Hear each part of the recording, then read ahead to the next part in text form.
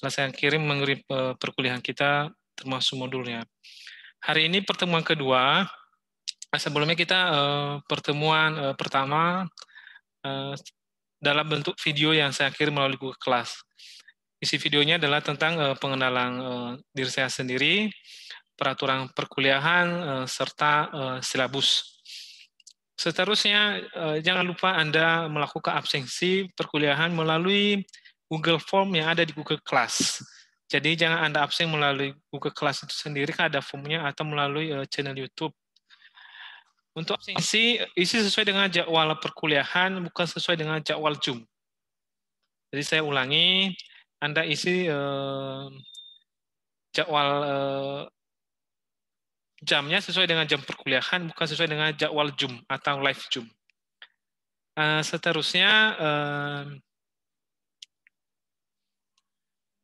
hari ini kita belajar di pertemuan kedua. Sebelumnya sudah pertemuan pertama. Untuk peraturan-peraturan seperti berpakaian, sudah saya informasikan melalui Telegram bahwa khusus hari kita tetap melakukan perkuliahan, mengikuti peraturan akademik, contohnya dalam berpakaian. Contohnya hari Senin dan hari Rabu, Anda berpakaian kemeja. Yang hari Selasa dan hari Kamis pakai baju putih, pakai hari Jumat dan hari Sabtu bisa Anda berpakaian kaos tapi berkerah. Hari ini nggak apa-apa kalau ada pakai baju kaos, ya tak apalah. Tapi untuk pertemuan berikutnya, bisa sama saya atau sama dosen yang lain, mohon ikutilah aturan perkuliahan kampus kita yang telah ditetapkan sebelumnya. Sebenarnya yang kami harapkan baju ke atas ya. Kalau celana, rok ya terserah Anda mau pakai atau tidak ya urusan Anda karena tidak nampak di live kamera ya, di Zoom kamera. Jadi baju aja sepertinya yang terlihat. Jadi kalau misalnya Anda pakai celana yang lain yang tidak sesuai dengan baju Anda ya silakan, pokoknya bajunya ke atas harus sesuai dengan aturan perkuliahan kita ya. Begitulah adik-adik, saya harap semua Anda dalam keadaan sehat-sehat ya. Mata kuliah kita semester ini adalah data mining. Mudah-mudahan Anda sudah pernah mendengarkan kata data mining sebelumnya, atau Anda sudah pernah mendengarkan kata big data. Mudah-mudahan ya. Kalau belum pernah, ya hari ini sudah mendengarkan, berarti Anda sudah memahami apa itu data mining ya. Jadi yang kita pelajari hari ini adalah, saya lihat dulu apanya, saya buka dulu slide-nya ya.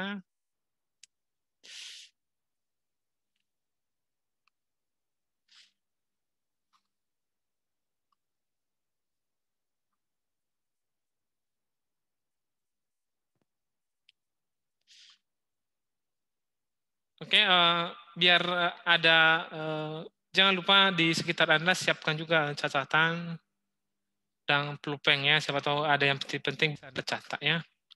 Jangan nanti yang saya jelaskan lewat saja, tidak ada yang Anda ingat gitu. Oke, Universitas Budi Dharma, Univ BD singkatannya atau BD Data Mining, dengan saya Efuri Bululu ya. Oke. Gambar ini mudah-mudahan terlihat di komputer Anda atau di HP Anda. Kalau Anda lihat gambar ini adalah ini tambang ya. Ini tambang ya, yang tambangnya ini adalah sebelah sini itu tambang emas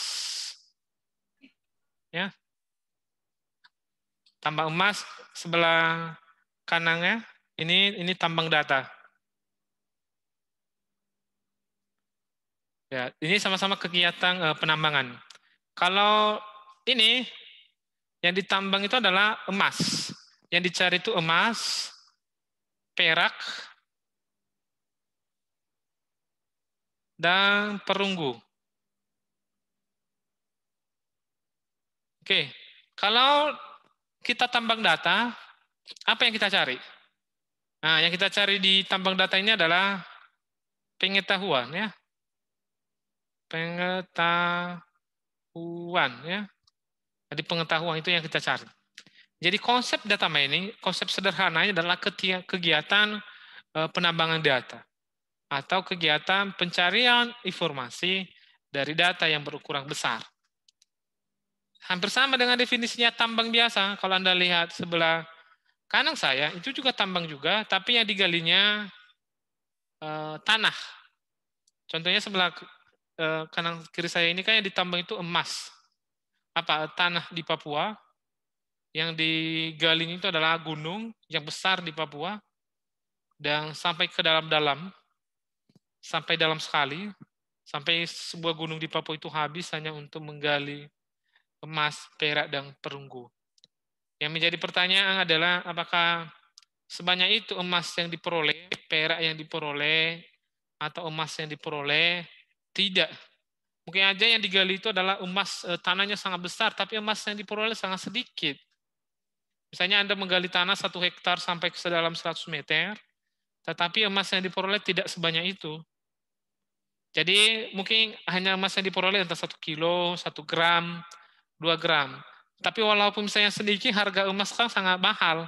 1 gram saja harganya itu adalah 900-an ribu pada saat ini. Berarti sangat berharga. Begitu juga data yang kita gali, yang kita tambang itu adalah datanya harus besar. Tidak berukuran kecil. Dan informasi yang diperoleh itu sangat sedikit. Sangat sedikit. Jadi oleh karena itu, informasi yang diperoleh sangat sedikit, tapi informasi itu sangat bermanfaat, khususnya digunakan dalam dunia bisnis. Jadi itu konsep data mining kita pelajari 1 semester ini, adik-adik itu berhubungan dengan tambang data. Kita berhubungan dengan data. Kita berhubungan dengan historis data. Histori, pemakaian data sebelumnya. Kita berhubungan dengan pencarian pola, dan lain sebagainya. Oke, kita banyak bicara data. Mungkin di antara Anda ada yang sudah mengerti atau memahami definisi dari data. Oke, coba saya tanya dulu ya ke Anda, beberapa orang saja. 2 orang saja, apa itu definisi dari data? Saya acak ya. Oke, saya acak dulu kepada ini, Dedi Hardiansah. Ya, Dedi Hardiansah, mendengar suara saya? Oke, mikrofonnya masih mati. Coba dihidupkan lagi. Oke. Hidupkan mikrofonnya. Oke, Dedi Halo. Hardiansah. Halo ya, oke. Menurutmu itu apa itu data? Data adalah suatu kumpulan dari semua informasi dan dikumpulkan menjadi suatu data, Pak. Suatu kumpulan informasi lah ya kesimpulannya ya. Ya. Oke, yang kedua Putri Cairunisa. Oke, Ci Dedi. Terima kasih matikan mikrofonnya. Sekarang tadi Putri Cairunisa. Oke, apa itu Ya, Pak. definisi dari data? Data yaitu suatu kumpulan informasi, Pak. Semua informasi. Kumpulan informasi. Oke, 1 orang lagi ya yang saya tanya secara acak. Oke, Oppo A3s. Kayaknya baru setinja itu ya. Oke, Oppo A3s. Oke, apa itu data menurutmu? Data adalah suatu pernyataan yang bisa diterima secara apa adanya. Suatu pernyataan yang dapat diterima apa adanya ya. Bukan ada apanya ya. Oke, terima kasih. Baru setinja. Oke. Jadi sudah dijawab ya. Sebenarnya bukan salah, tetapi hanya saja kurang tepat. Data itu sebenarnya tunggal ya, dan fakta. Kenapa disebut fakta? Karena betul. Contohnya lah biodata. Data itu contoh sederhananya adalah biodata kita. Biodata kita itu nama, misalnya nama saya Dedi Hardiansah, itu kan fakta. Tidak pernah si Dedi itu berubah namanya jadi Salsabila. Namanya tetap Dedi Hardiansah. Betul kan? Makanya disebut fakta. Misalnya Victor Davon, nah itu kan Victor Davon, itu kan nama fakta. Tidak pernah namanya Veronica Laia, ya tidak pernah. Jadi data itu fakta, termasuk tanggal lahir, tempat lahir, jenis kelamin, nomor HP, nomor sepatu, nomor kaos kaki, dan nomor-nomor yang lain. itu juga data. Data bisa angka, bisa huruf, bisa citra, karakter, dan simbol. Misalnya simbol tanda seru itu juga termasuk data. Jadi data itu adalah tunggal. Data berbeda dengan informasi. Contohnya, informasi itu adalah sudah rangkaian kata. Isinya itu sudah rangkaian kata. Misalnya saya contohkan si Desi Simanjuntak. Sudah tidak pulang ke rumah selama 1 hari lah misalnya. Datanya adalah Desi Simanjuntak. Itulah biodatanya. Kapan Desi Simanjuntak menjadi sebuah informasi? Pada saat ditambah dengan si Desi ini ditambah kata-katanya atau kalimat yang lain pada rangkaian nama si Desi Simanjuntak. Contohnya, mahasiswa Universitas Budi Dharma atas nama Desi Simanjuntak sudah tidak pulang ke rumah selama 1 hari. Kayak itu sebuah informasi. Jadi informasi berbeda dengan data. Berbeda dengan data. Jadi data itu tunggal dia. Kalau informasi sudah rangkaian kata. Jadi kalau misalnya dia bilang tadi data kumpulan informasi itu masih salah. Ya, masih salah. Kurang tepat ya. Jadi berbeda itu. Jadi itulah pemahaman kita bersama. Karena pembahasan kita data ini Anda harus tahu dulu konsep data. Anda misalnya berbelanja ke supermarket, beli Indomie telur misalnya, itu Anda sudah menghasilkan data. Itu data. Dan itu bukan sebuah informasi. Menjadi informasi dia ketika teman kos Anda bertanya, kamu beli apa di Indomaret? Pasti Anda menjawab, saya ke Indomaret membeli telur dan Indomie. Itu menjadi semua informasi. Tapi yang tertulis di data itu adalah hanya telur 1, misalnya Indomie 5 gitu. Itu datanya, tapi kalau misalnya Anda sampaikan ke orang lain, baru menjadi sebuah informasi. Jadi berbeda ya. Mudah-mudahan dengan penjelasan saya ini, Anda sudah memahami perbedaan data dan informasi. Jadi data di sini kita menambang data yang besar.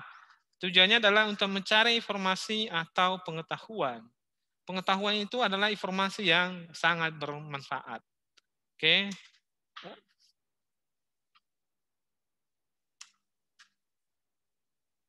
Oke, contoh dari data. Inilah contoh dari data.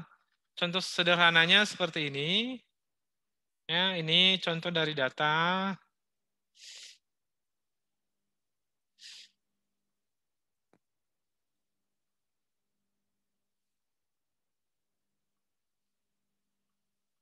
Inilah contoh dari data.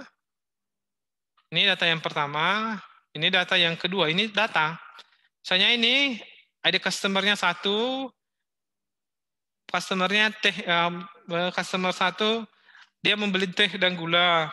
Customer 3 misalnya dia membeli sikat gigi, odol, dan sabun. Customer 4 misalnya dia membeli kopi. Inilah contoh dari data. Begitu juga ini. Laporan data penjualan Lavaro Distro. Nah ini. Contoh. Jadi ini data juga, tapi bukan informasi. Jadi semua informasi dia ini seandainya dilaporkan sama bos dengan informasi kata-kata yang lain, dengan tambahan kata. Ini kan hanya data, tapi kalau mau dilaporkan harus ada jelas apa yang mau disampaikan ini, baru dia menjadi sebuah informasi. Jadi ini masih murni data, bukan informasi ya. Oke, jadi itu contoh dari data. Mudah-mudahan Anda sudah memahami ya. Contoh sederhana dari data adalah biodata. Seterusnya, oke, saya masuk ke topik pertama, KDD. KDD itu bukan Krisdayanti ya. Ini kepanjangannya adalah Technology Discovery in Database. Teknologi itu adalah pengetahuan bahasa ini bahasa Inggris, tapi kalau bahasa Indonesia adalah pengetahuan.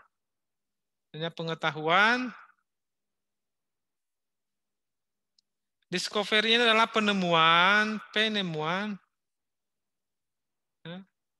Baru KDD adalah data, tempat penyimpanan data. Jadi kalau misalnya diterjemahkan, ini terjemahannya, penemuan pengetahuan dalam database, itulah KDD. Proses penemuan pengetahuan dalam database. Database itu isinya data. Tempat penyimpanan data itu adalah database. Misalnya hard disk, flash disk, disket, dan lain sebagainya, atau memori. Ya. Jadi data itu kan terletak di situ, dicarilah pengetahuannya, itu disebut dengan proses, itu yang disebut dengan KDD. Jadi definisi lengkap dari KDD adalah keseluruhan proses ekstraksi atau identifikasi pola, penemuan pengetahuan dan informasi potensial dari sekumpulan data besar. Pengetahuan dan informasi yang dihasilkan bersifat sah, baru, mudah dimengerti, serta bermanfaat. Jadi itulah contoh dari atau definisi dari KDD. Jadi prosesnya berarti ada yang langkah-langkah yang harus dilalui untuk memperoleh informasi pengetahuan tersebut. Contohnya lah ini. Jadi kalau Anda lihat di sini, lihat gambar ini kan orang kan bekerja ya. Ini ada punya sendok semen dia menggali tanah ini ya, tapi tanahnya dalam bentuk biner ya, artinya dalam bentuk data. Ini punya juga martil besi, dia bekerja keras untuk mencangkul ini. Tujuannya untuk menggali data. Datanya itu dalam bentuk biner. Tujuannya untuk mencari pengetahuan ya. Untuk mencari pengetahuan dari data yang sudah ada. Artinya datanya sudah ada ya, bukan belum ada. Jadi proses mereka bekerja adalah mereka dulu mengumpulkan data ya. Harus ada dulu datanya. Setelah ada datanya baru di cleaning, dibersihkan, baru diintegrasi. Diintegrasi adalah disatukan. Jadi datanya ada dulu, dibersihkan, diintegrasi. Setelah dibersihkan, diintegrasi, disimpan di dalam lemari. Warehouse itu bukan database. Warehouse itu adalah lemari data. Lemari data ya. Jadi warehouse itu lemari ya. Misalnya punya lemari ya. Di rumah punya lemari kan, di kos punya lemari, di kantor punya lemari. Ya misalnya ada, kalau di rumah kan ada baju, celana misalnya, dan yang lain-lain lah ya. Ya oke. Jadi baju Anda simpan di lemari ini kan harus ada dulu bajunya kan, harus ada dulu baru Anda tempatkan di lemari baju. Begitu juga di sini ada dulu datanya baru Anda simpan di dalam lemari data. Namanya warehouse, penulisannya. Sama di rumah, kalau Anda pulang kuliah atau pulang kerja, pulang pacaran atau jalan-jalan sama pasangan Anda, kalau Anda pakaian Anda, apakah setelah Anda pakai langsung simpan di dalam lemari, setrika, gosok, masuk ke dalam lemari tanpa dicuci, tanpa dibersihkan? Ya mudah-mudahan tidak seperti itu ya. Ya mungkin sebagian laki-laki ada ya yang seperti itu. Untuk menghemat air dan menghemat deterjen, dia mungkin 5 kali pakai bajunya baru dia cuci. Tapi secara umum rata-rata itu wanita terutama itu sekali pakai bajunya itu cuci, gosok, masuk ke lemari ya. Seperti itu ya. Jadi begitu juga data yang disimpan di lemari itu harus yang sudah bersih. Oke. Selanjutnya, setelah disimpan di dalam lemari, data tersebut dirubah, transformasi. Jadi Herdiansa itu sekarang dia sudah bertransformasi, dulu dia kecil itu ya. Sekarang udah besar. Berarti sudah bertransformasi, sudah berubah. Mudah-mudahan Anda selera dengan film-film Power Rangers ya. Biasanya hari Minggu atau hari Sabtu atau sore hari, biasanya dia berubah jadi robot dalam waktu sekejap. Ketika ada musuh, itu disebut dengan transformasi. Begitu juga kupu-kupu sebelum menjadi kupu-kupu, dia jadi ulat terlebih dahulu. Maka juga itu proses transformasi. Begitu juga di sini, sebelum diproses di data mining, harus dirubah dulu. Kenapa dirubah? Data mining itu banyak cabangnya. Cabang apa? Banyak algoritmanya banyak, metodenya banyak. Setiap algoritma dan metode, format data berbeda, format data berbeda. Jadi format data digunakan itu adalah berbeda-beda. Karena berbeda-beda, maka dirubah dulu sesuai dengan format dan format dari algoritma atau metode yang digunakan. Data mining ini banyak algoritma di dalamnya, banyak metode. Oke, selanjutnya setelah selesai proses data mining, masuklah ke evaluasi dan presentase. Evaluasi ini dalam pengecekan hasil, apakah hasilnya itu adalah sesuai dengan yang diharapkan atau tidak. Nanti jangan-jangan di proses mencari data penjualan yang keluar data pembelian, ya itu kan beda. Yang dicari seharusnya si Dedi Hardiansyah, yang keluar misalnya Putri Khairunisa, kan beda kan? Jadi pas. Jadi harus disesuaikan. Setelah dievaluasi, dipresentasikan, presentation, artinya dipublikasi. Setelah misalnya dievaluasi cocok kamu rasa, dipublikasi. Setelah dipublikasi baru masuk ke knowledge, menjadi sebuah informasi atau pengetahuan yang bermanfaat. Ya, itulah KDD. Mungkin ada bertanya, Pak, apa sih maksudnya maksud yang Bapak sampaikan, ya? Mungkin Anda susah memahaminya, ya. Oke, saya sampaikan contoh lah atau sampel yang sangat sederhana. Oke.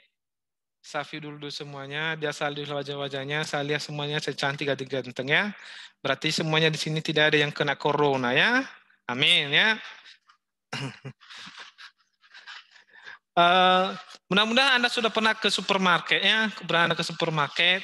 Supermarket itu tidak pernah dalam peletakan katalog barang, ya. Kalau misalnya kita ke supermarket, kalau misalnya kita lihat peletakan katalog barangnya itu tidak pernah misalnya seperti inilah, ya. Tidak pernah seperti ini. Ini katalog barang misalnya, ya. Ini roti, minuman, ya. Pas di bawah katalog barangnya adalah kaos kaki. Sudah pernah Anda temui seperti itu? Kalau ada, suruh saya datang ke situ, ya. Misalnya Alfamart, Alfamidi, Irian. Jadi pas di bawah roti, di bawah minuman ada kaos kaki. Atau ada ala-ala mandi lah di sini, alat mandi lah misalnya. Alat mandi. Atau di bawahnya ada ATK. Tidak, ya. Pasti di supermarket, yang dekat-dekat dengan roti itu ya minuman salah satunya. Baru yang berhubungan dengan roti-roti yang lain, misalnya kerupuk, kepe, kerupuk. Barulah di bawah misalnya yang berhubungan dengan ala-ala dapur lah, misalnya Indomie misalnya, ya. Baru misalnya di bawahnya lagi misalnya ala-ala dapur, bahan dapur, misalnya Ajinomoto, ya, micin misalnya, kan.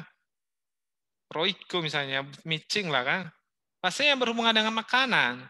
Tidak pernah kita lihat roti langsung kaos kaki di bawahnya atau di samping kanan atasnya. Tidak pernah. Kenapa? Mereka menyusun katalog barang itu tidak sembarangan. Tidak sembarangan. Kenapa tidak sembarangan? Tujuannya adalah supaya customer membeli barang itu dengan cepat. Karena mereka meletakkan barang itu tidak sembarangan, mereka meletakkan barang secara sistematis.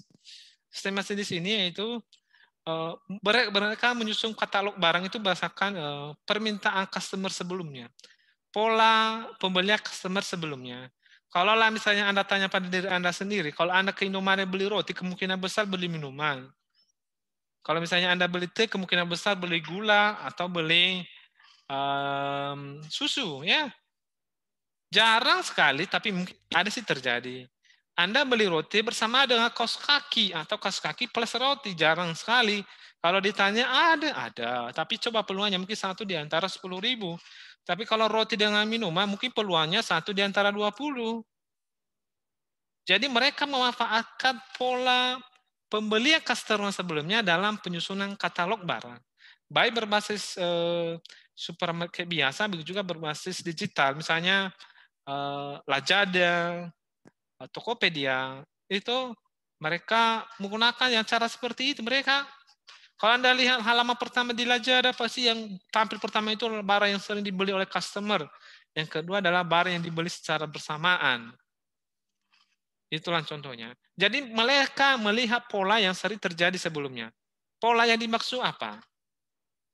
Jadi mungkin Anda juga, apa itu pola itu, Pak? Ya, saya jelaskan. Pola contohnya adalah pola kehidupan kita sehari-hari, ya.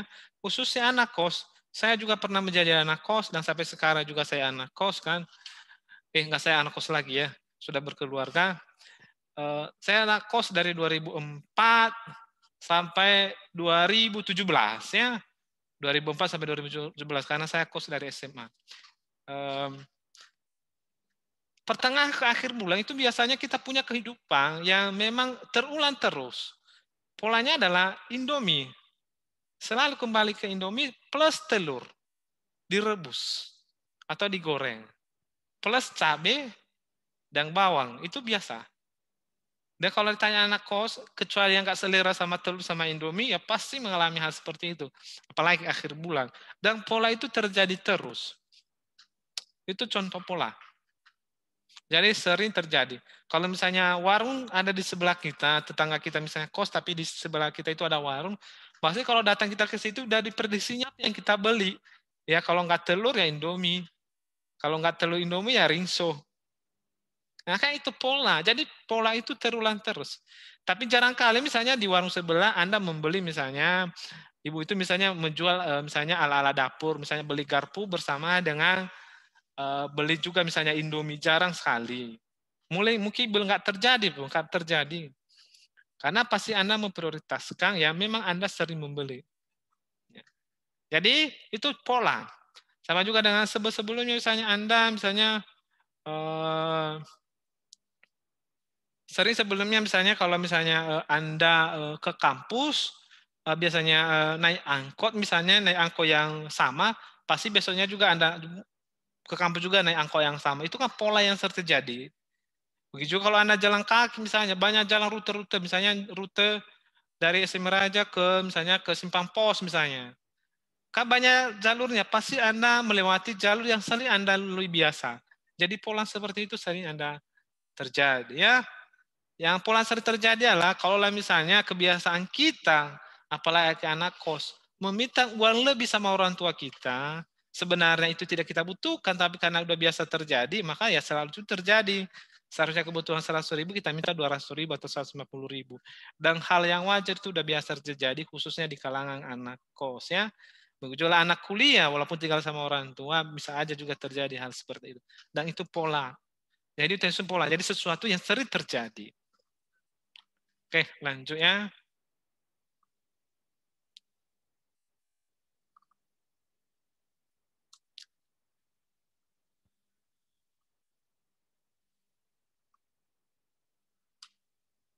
Oke, data mining. Oke, ini pembahasan sebelumnya adalah data mining. Data mining adalah disebut juga dengan kadang disebut teknologi discovering in database. Merupakan aktivitas yang berkaitan dengan pengumpulan data, pemakaian data historis untuk menemukan pengetahuan, informasi, keteraturan, pola atau hubungan data yang berukuran besar. Output dalam data mining dapat dipergunakan sebagai alternatif dalam pengambilan keputusan atau memperbaiki pengambilan keputusan di masa yang akan datang. Jadi data mining berhubungan dengan data historis. Anda juga mempunyai historis kan, punya masa lalu masing-masing ya. Saya juga punya masa lalu, itu juga termasuk data mining. Sebenarnya termasuk data mining, tapi masa lalu kita biasanya bukan berhubungan dengan data. Berhubungan dengan data-data misalnya penjualan, kita biasanya masa lalu kita berhubungan dengan masa lalu keluarga kita, berhubungan dengan masa lalu dengan mantan istri, mantan pacar, mantan teman, dan mantan yang lain, itu hubungan kita. Dan masa lalu kita itu biasanya kita menggunakan ke depan untuk mengambil keputusan. Jadi kita di sini, data mining ini sama saja kita mempelajari sejarah. Tapi masalahnya sejarah ini adalah sejarah data. Sejarah data. Data itu kita gali informasi dari data tersebut untuk kita gunakan di dalam pengambilan keputusan di masa yang akan datang. Oke adik-adik, sebentar lagi kita lanjut. Saya menggunakan Zoom free, maka hanya dikasih waktu 40 menit untuk satu sesi.